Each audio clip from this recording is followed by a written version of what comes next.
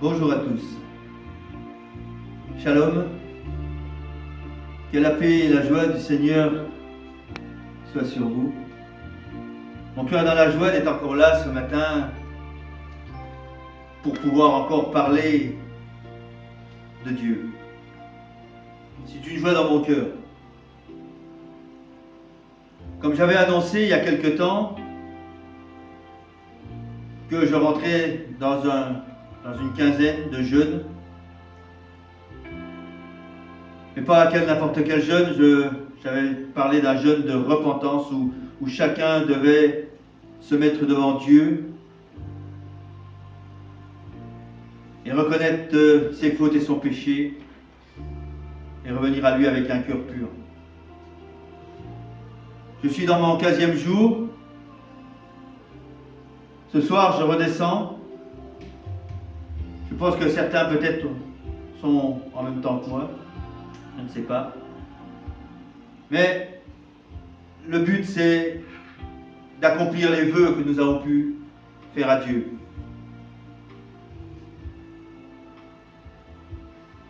Il n'y a pas de hasard avec le Seigneur.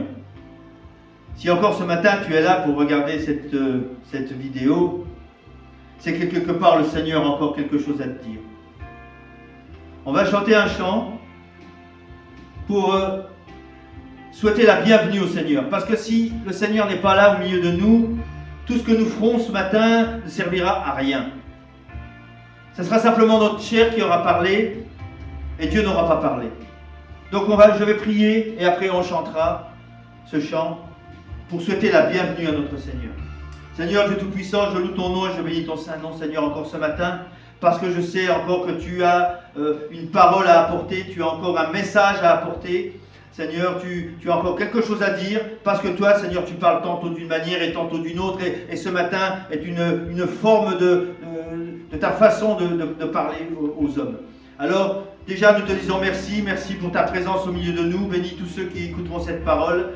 Seigneur, que ton esprit leur apporte ta paix, ton amour, ta bienfaisance, et à toi toute la gloire, Seigneur. Merci, Seigneur.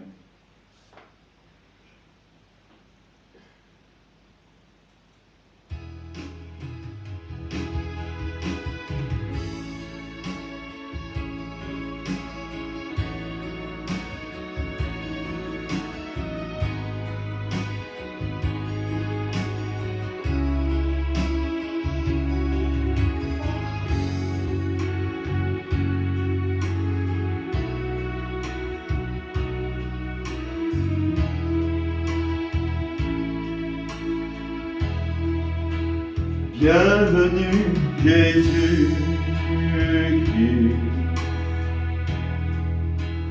nous sommes dans ta présence,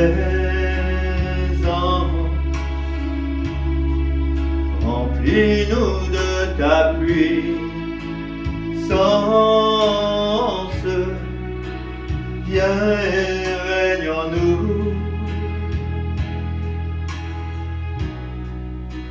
Bienvenue Jésus-Christ,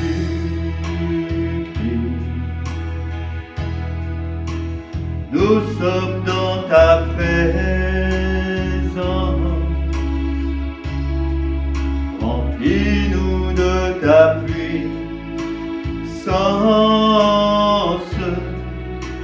viens et règne en nous.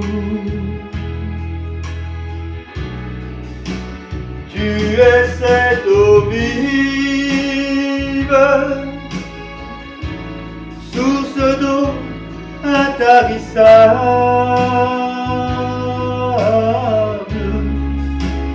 esprit de réconfort, viens et règne en nous.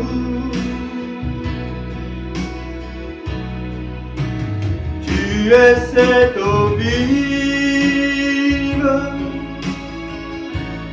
source d'eau intarissable,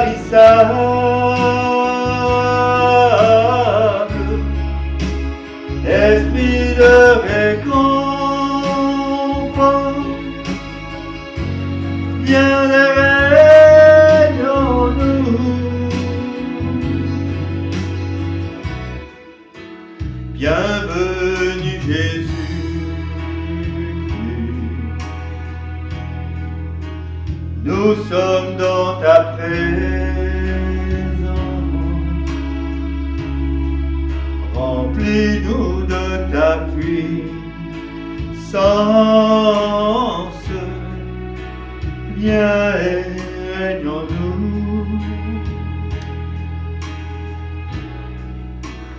Bienvenue Jésus,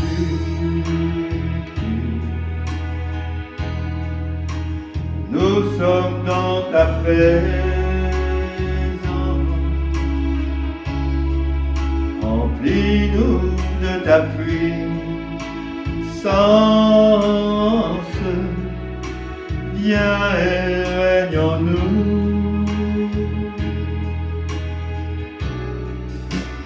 Tu es cette eau vive, source d'eau intarissable,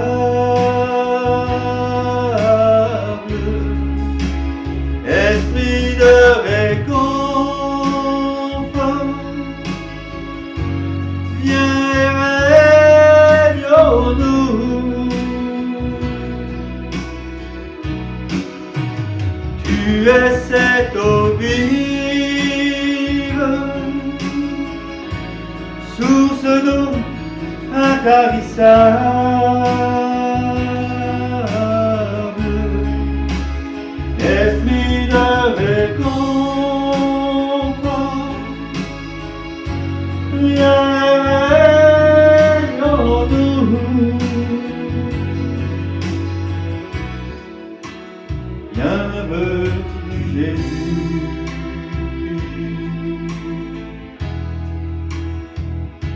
Amen. Alléluia, gloire à Dieu. Merci Seigneur. Oui Seigneur, bienvenue. Bienvenue parmi nous. Bienvenue au milieu de nous. Seigneur, parce que tu as encore quelque chose encore à dire à ton peuple et peut-être à ceux aussi qui te cherchent. Parce qu'il n'y a pas de hasard avec toi. Tu connais toutes choses. Et tous ceux qui regarderont et qui écouteront cette parole, Seigneur, déjà, tu les connais. Et comment on sait que tu les connais? Parce que tu nous le dis dans ta parole. On pourra commencer déjà, pour ceux qui ont la parole de Dieu, on pourra lire dans Jérémie, au chapitre 1 et au verset 5.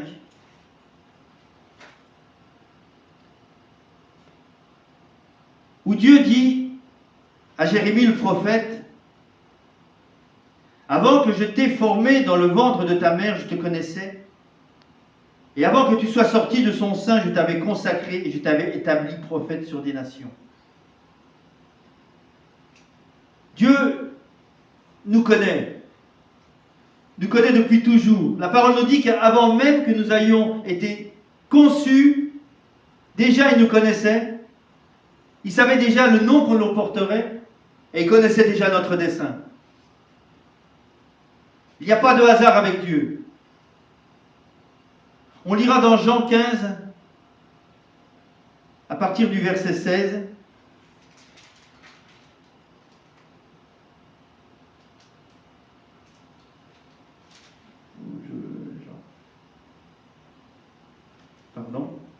Jean 15 à partir du verset 16.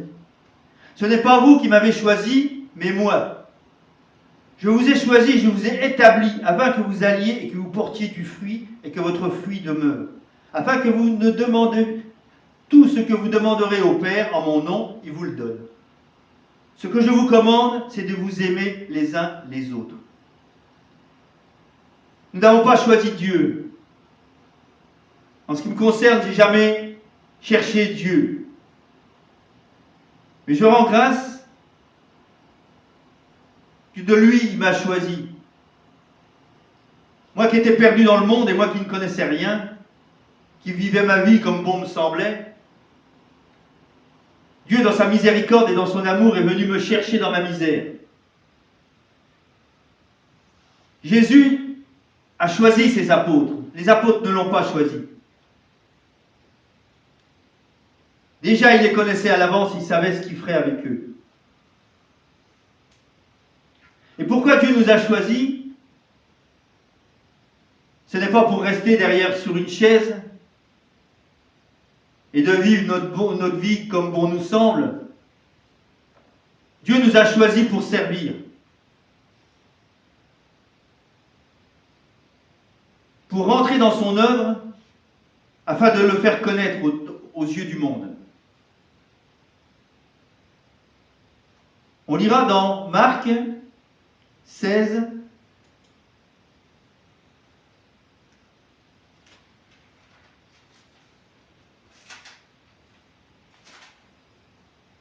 dans Marc 16, à partir du verset 15.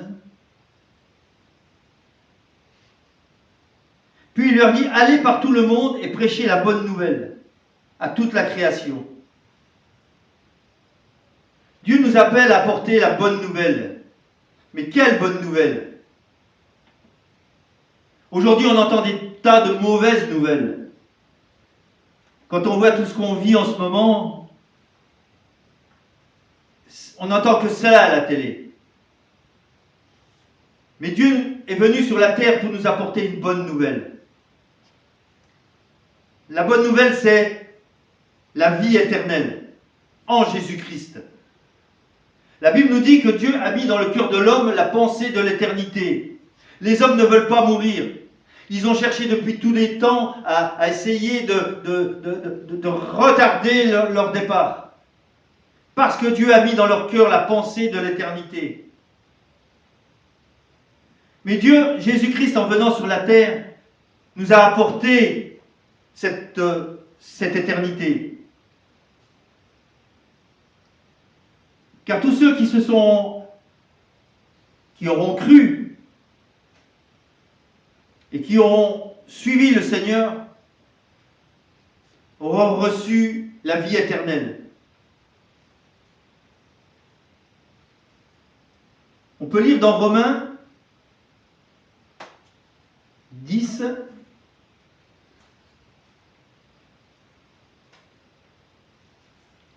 dans Romains 10, à partir du verset 14, la Bible nous dit, comment donc invoqueront-ils celui en qui ils ont cru? Et comment croiront-ils en celui dont ils n'ont pas entendu parler? Et comment entendront-ils parler s'il n'y a personne pour prêcher? Et comment y aura-t-il des prédicateurs s'ils ne sont pas envoyés selon ce qu'il est écrit, qu'ils sont beaux les pieds de ceux qui annoncent la paix? Et au verset 17, il était dit, ainsi la foi vient de ce que l'on entend, et ce que l'on entend vient de la parole de Dieu. Donc Dieu a choisi des hommes pour apporter son message. Il aurait pu choisir des anges, mais il lui a plu d'envoyer des hommes. Des hommes des fois sans éloquence, sans instruction. Jésus n'a pas choisi des religieux, il n'a pas choisi des docteurs de la loi, non, il a choisi des hommes simples du monde, des pécheurs, des gens qui étaient des fois mal jugés, des gens qui étaient rejetés de la population et des nobles. Et Dieu, Jésus-Christ, a choisi des personnages comme cela pour pouvoir apporter le beau message de l'Évangile.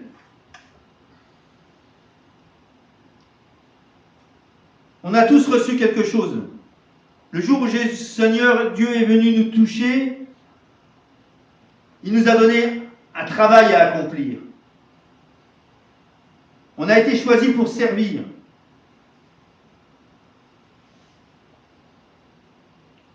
Dieu a choisi des hommes pour enseigner. Il a choisi des pasteurs. Alors c'est quoi un pasteur? C'est un homme qui a été choisi par Dieu afin qu'il puisse conduire le troupeau, le diriger, le garder, l'enseigner, le nourrir. Mais il a aussi choisi des hommes qu'on peut appeler des évangélistes qui apportent la bonne nouvelle, l'évangile de Jésus-Christ dans le monde, comme il est dit, aller par tout le monde, prêcher la bonne nouvelle, pour aller chercher justement ces brebis sauvages qui sont dans les montagnes, afin de pouvoir leur parler et de les ramener au berger. Nous avons une mission. Je ne suis pas pasteur, mais ma mission, c'est justement d'apporter ce beau message aux gens qui sont dans la rue, aux personnes qui passent par les problèmes et les difficultés, parce que Jésus dira aussi, venez à moi, vous tous qui êtes chargés et fatigués, afin que je vous donne du repos. Car mon joug est léger. Le joug qu'on porte tous les jours est lourd. les soucis du monde, le travail, l'argent, le foyer. Tout ça, c'est des fardeaux qu'on porte au quotidien et qui nous épuisent et qui nous fatiguent. Mais Jésus a bien dit, venez à moi, vous tous qui êtes chargés et fatigués. Déposez votre fardeau à mes pieds et je vous donnerai du repos.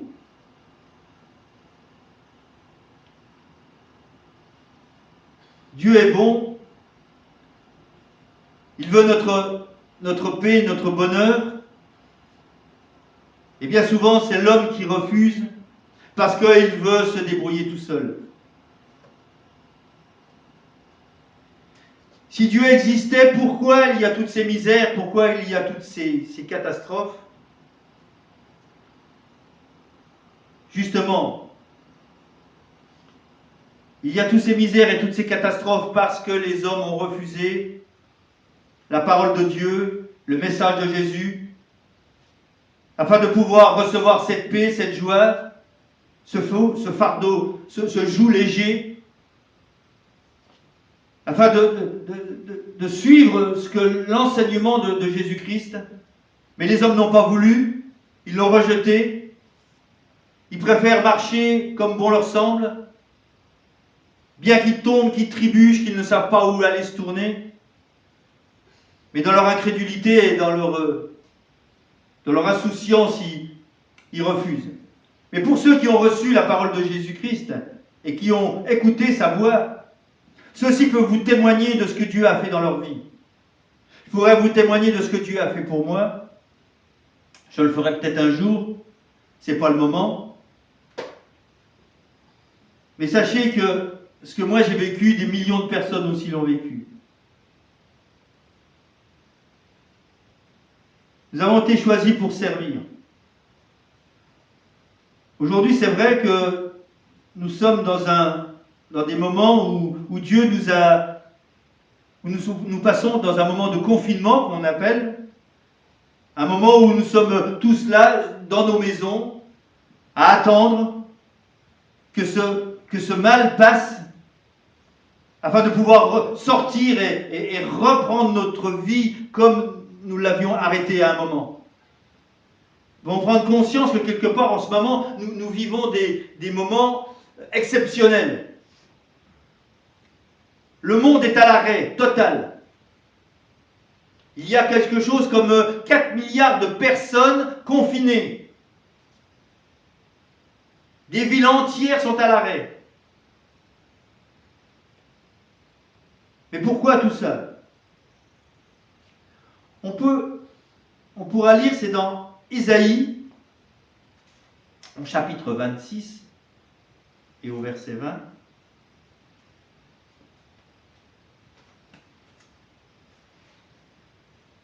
Il écrit, va mon peuple, entre dans ton appartement et ferme tes portes derrière toi.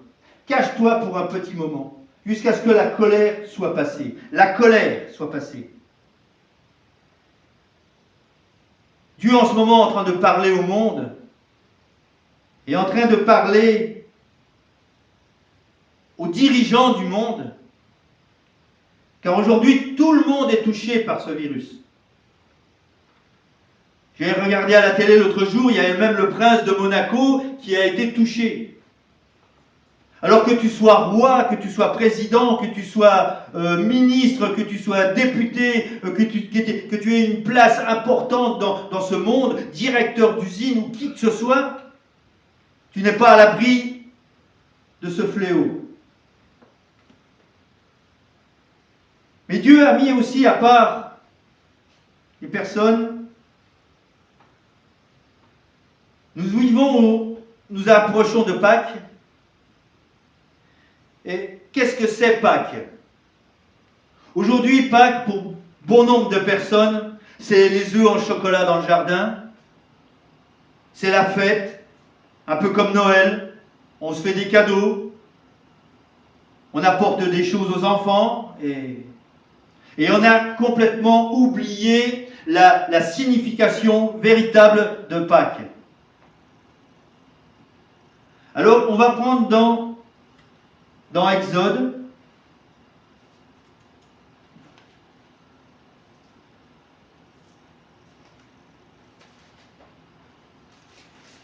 Dans Exode, au chapitre 11,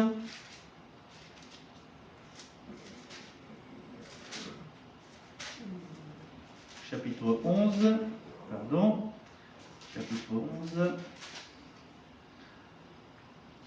chapitre 11 à partir du verset 1. L'Éternel dit à Moïse, je ferai venir encore une plaie sur Pharaon et sur l'Égypte. Après cela, il vous laissera partir d'ici. Lorsqu'il vous laissera tout, j'avais arrêté, il vous laissera enfin partir, il vous chassera même d'ici.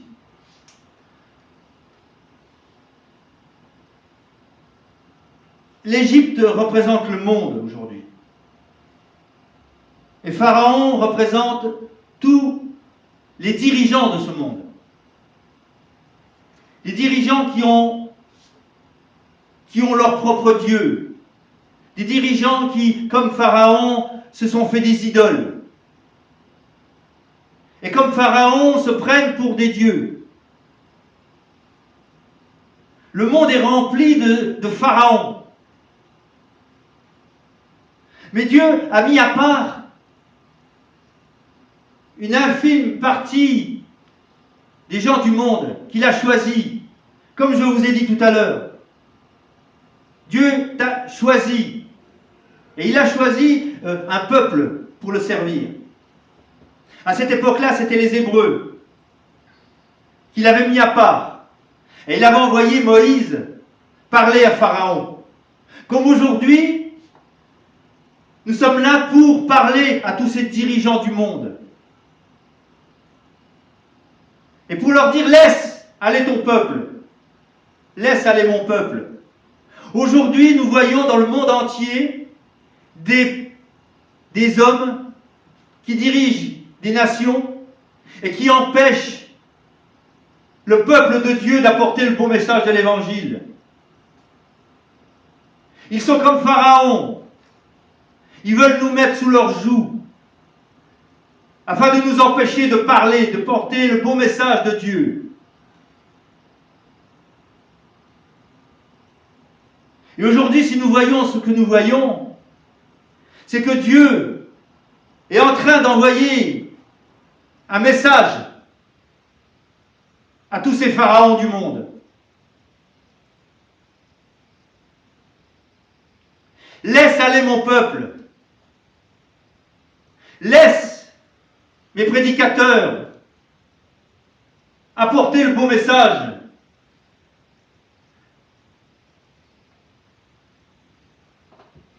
Mais ces hommes sont comme Pharaon, ont endurci leur cœur. Et ils ne veulent pas entendre, ils ne veulent pas écouter. Et aujourd'hui, nous voyons des catastrophes arriver. Car Moïse a fait tomber sur l'Égypte, par l'intermédiaire de Dieu, bien sûr, les 10 plaies qu'on nous rappelle. On peut regarder toutes les catastrophes qui se sont passées tous les mois derniers et jusque les années dernières. Des incendies terribles qu'on n'en a jamais vus, que ce soit en Amérique ou que ce soit en Australie dernièrement. Ensuite, il y a eu des pluies diluviennes avec de la grêle, des invasions de sauterelles, des mouches, des choses inimaginables. Dieu est en train de juger le monde comme il a jugé Pharaon. Et tous ces hommes disent, c'est le changement climatique. C'est normal. C'est normal tout ce qui arrive. Non, c'est pas normal, mes amis. Dieu est en train de parler au peuple et à tous ces dirigeants du monde. Repentez-vous. Ne vous prenez pas pour des dieux parce que vous n'êtes pas des dieux. Vous n'êtes que des hommes. Aujourd'hui, vous êtes touchés du plus petit au plus grand. Reconnaissez que vous n'êtes que des hommes. Repentez-vous de vos péchés, de vos mauvaises œuvres. Dieu parle encore aujourd'hui. Mais Dieu a fait une différence entre ses enfants et le monde.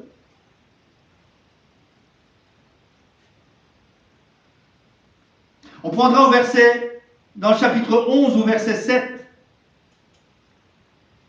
Mais parmi tous les enfants d'Israël, depuis les hommes jusqu'aux animaux, pas même un chien ne remuera sa queue ni sa langue, afin que vous sachiez quelle différence l'Éternel fait entre l'Égypte et Israël. Mes frères, mes sœurs, aujourd'hui vous êtes confinés dans vos maisons, mais ne bronchez pas, ne bougez pas, car Dieu a fait une différence entre vous et le monde.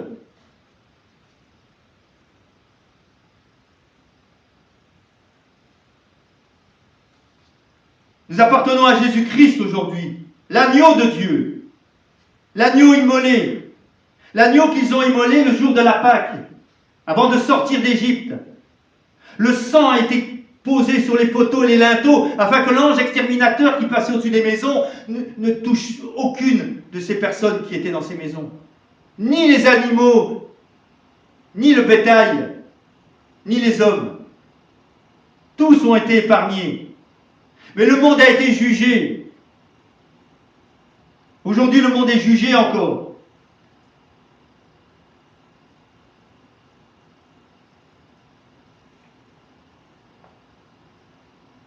Gardons la foi en Jésus-Christ. Dieu ne nous a pas choisis pour rien. Si Dieu nous a choisis, c'est pour que nous apportions ce genre de message autour de nous. Et que tu sois simple chrétien, si je peux m'exprimer ainsi, disciple de Jésus-Christ, tu as aussi ton message à apporter. Peut-être pas de cette façon, mais il y a 1001 façons d'apporter le message de Dieu. Dans ta famille, dans ton travail, dans ton voisinage. Chaque jour que Dieu fait, tu as une occasion de pouvoir évangéliser et parler de Dieu. N'aie pas honte. Sois fier d'être chrétien. Sois fier d'apporter le beau message de Jésus-Christ. Car si la Bible nous dit, Jésus nous dira lui-même, celui qui a honte de moi, j'aurai honte de lui. N'aie pas honte. Si le monde te hait, Jésus dira, il m'a haï d'abord à moi. C'est normal que le monde te hait. Tu n'es plus du monde. Tu n'es pas du monde. Le jour où tu as reçu Jésus dans ton cœur, tu es sorti du monde. Bien que tu y sois, bien sûr. Bien sûr que nous subissons aussi tout ce qui se passe.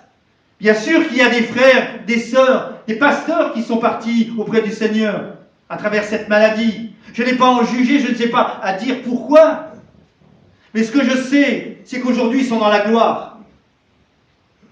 Nous, chrétiens, nous n'avons pas peur de mourir. Mourir, pour nous, c'est un gain. Parce que nous savons où nous allons. Si nous sommes encore là, que nous ne sommes pas tombés, c'est que nous avons encore un travail à faire, une mission à accomplir. La Bible nous dit que Jésus est à la porte. Ces moments que nous passons, c'est des moments d'avertissement au monde, d'avertissement à l'Église, afin que chacun prenne conscience de ce qu'il est, d'où il en est, et qu'il puisse revenir. Si tu t'es éloigné, peut-être, je ne sais pas. Écoute ce que le Seigneur te dit ce matin. Repens-toi. Car il n'y a pas que les gens du monde qui doivent se repentir. Nous aussi. Parce que Dieu nous aime. C'est un Père aimant. Qui aime bien, châtie bien, la Bible dit. Et Dieu nous aime. Et si quelque part nous devons passer par la difficulté, la maladie, je ne sais quoi, c'est qu'actement, Seigneur ne veut pas nous faire du mal. Mais il veut nous montrer que c'est en lui que nous devons compter.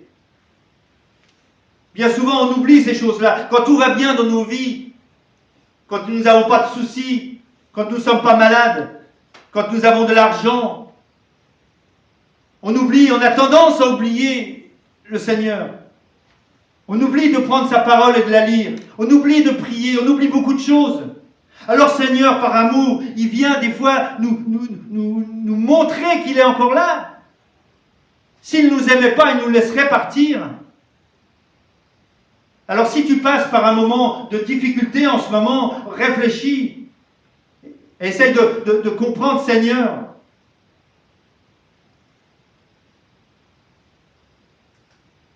On va lire, pour conclure,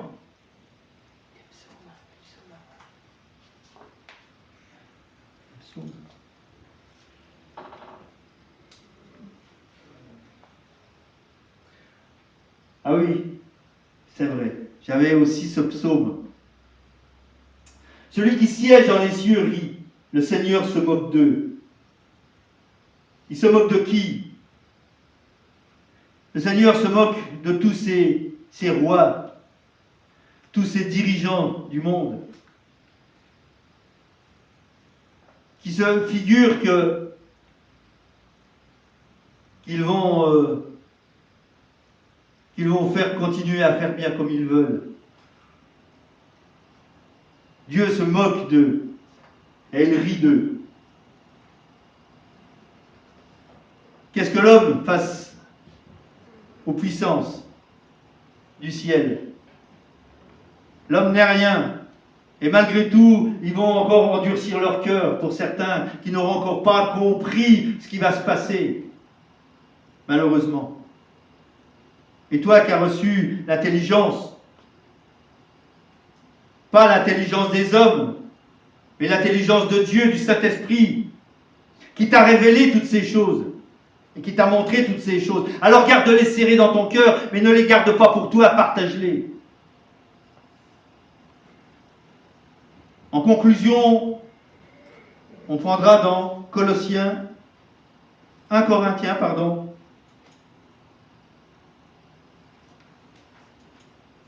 Dans 1 Corinthiens, à partir du chapitre 3, et au verset 18. Que nul ne s'abuse lui-même. Si quelqu'un parmi vous pense être sage selon ce siècle, qu'il devienne fou, afin de devenir sage. Si tu crois être sage dans ton esprit, dans ta tête, et que tu crois connaître plein de choses, la Bible nous dit que vaut mieux pour toi de devenir un fou. Car on prendra dans 1 Corinthiens, au chapitre 1 et au verset 18, où il est écrit: car la prédication de la croix est une folie pour ceux qui périssent, mais pour nous qui sommes sauvés, elle est une puissance de Dieu. Ainsi il est écrit: je détruirai la sagesse des sages, et je rendrai nulle l'intelligence des intelligents. Où est le sage, où est le scribe, où est le raisonneur de ce siècle? Dieu n'a-t-il pas convaincu de folie la sagesse du monde? Les hommes qui se croyaient sages sont tombés dans une folie meurtrière. Eux qui avaient inventé des choses extraordinaires se sont en servis dans leur grande intelligence et dans leur grande sagesse afin de détruire l'homme et la nature. Dieu les a confondus aujourd'hui. Dieu est en train de leur montrer qu'ils ne sont rien. Car puisque le monde, avec sa sagesse, n'a point connu Dieu, il a plu à Dieu dans sa sagesse de sauver les croyants par la folie de la prédication. Aujourd'hui, nous prêchons Jésus-Christ mort à la croix. Une folie pour les païens.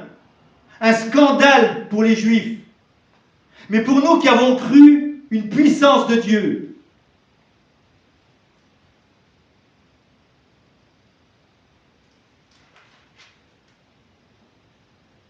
Car la folie de Dieu est plus sage que les hommes. Et la faiblesse de Dieu est plus forte que les hommes. Le Seigneur se rit de tout cela.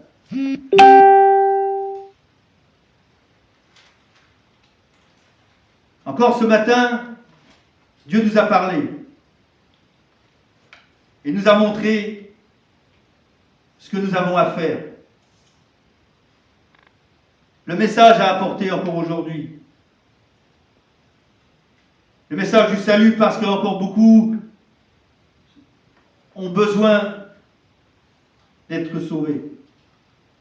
Dieu aime tous les hommes sur la terre. La parole nous dit le plus grand désir de son cœur, c'est que tous les hommes soient sauvés. Mais malheureusement, ils ne seront pas sauvés tous. Pourquoi? Parce que beaucoup ne le recevront pas et beaucoup ne voudront pas croire.